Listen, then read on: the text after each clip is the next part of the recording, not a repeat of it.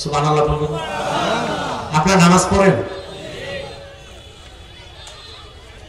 বাঙালি যে বেনামাজি তার সবচেয়ে বড় প্রমাণ পাওয়া যায় জুমার দিন।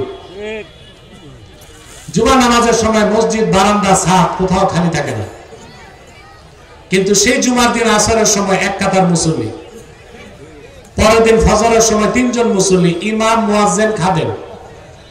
চাকরি যাওয়ার ভয় না থাকলে ইমাম হয়তো বা আসতো না।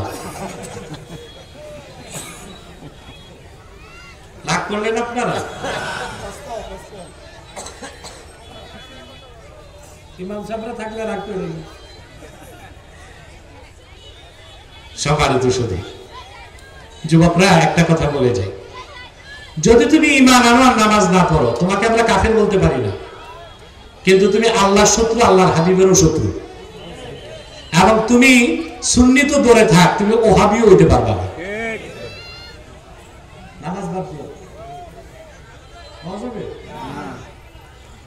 কেন বললাম? তোমাদের মধ্যে খুব ঝগড়া, সুন্নি আর ওহাবি, কিন্তু তোমরা না ওহাবি ছিল না সুন্নি ছিল। ঈমানের পরে সবচেয়ে বড় কাজ হচ্ছে সালাত। একটা মানুষ ঈমান আনলো কি আনলো না তা তো দেখা যায় না, দেখেন কে? আল্লাহ। কিন্তু লোকটার ঈমান আছে, আমি তারে সালাম দিব কেমনে? তাকে মসজিদে কেন যেতে দিব? তার সাথে বৈবাহিক সম্পর্ক কেমনে করব? তার যে ঈমান আছে তার প্রমাণ তারই দিতে হবে নামাজ পড়ার মাধ্যমে। সেজন্য আল্লাহর হাবিব বলেছেন, মান সাল্লা সালাতানা ওয়াস্তাকবালা কিবলাতানা ওয়া আকালা যাবিহাতানা ফাযালিকাল মুসলিম।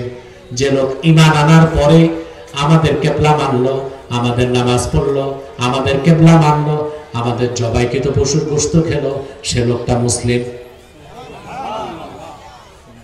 কে মুমিন কে মুমিন না এটা কে জানেন? আল্লাহ। কিন্তু কে মুসলিম না এটা আমরা জানি। নামাজ পড়লে আমরা ধরে নিব সে কি মুসলিম। এখানে আবার কিছু ব্যাখ্যা আছে। যার ঈমান নাই সে যদি নামাজ পড়ে, রোজা রাখে, কিবলা মানে, ওটা মুসলিম না, ওটা নিকৃষ্ট কাফের, মুনাফিক। ঠিক না? ঈমান আনার পরে যে নামাজ পড়বে তাকে আমরা বলবো মুসলিম। আর কেউ যদি ঈমান না এনে দাড়ি রাখে নামাজ পড়ে, ওটা শুধু অমুসলিম না, ওটা নিকৃষ্ট কাফের। ওটাকে শরীয়তে বলা হয় জিন্দিক। কি বলা হয়? শরীয়তের হুকুম।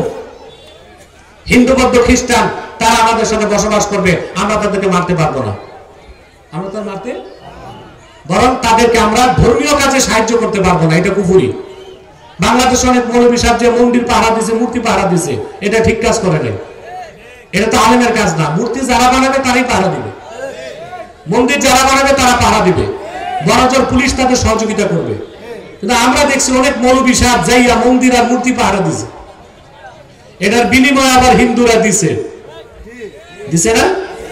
না, অমুসলিমদেরকে আমরা নিরাপত্তা দিব, ধর্মীয় কাজে তাদের সাহায্য করব না, তাদের ধর্ম তারাই পালন করবে, তাদের মূর্তি তারা ঠিক হেফাজত করবে, আমরা তাদের মানবিক সহযোগিতা করব। কোন হিন্দু খেতে পায় না, ইসলামের হুকুম আছে তারে খাবার দাও। কোন খ্রিস্টান অসুস্থ, ইসলামের হুকুম আছে মানবিক কারণে তাকে চিকিৎসা দাও। সুবহানাল্লাহ।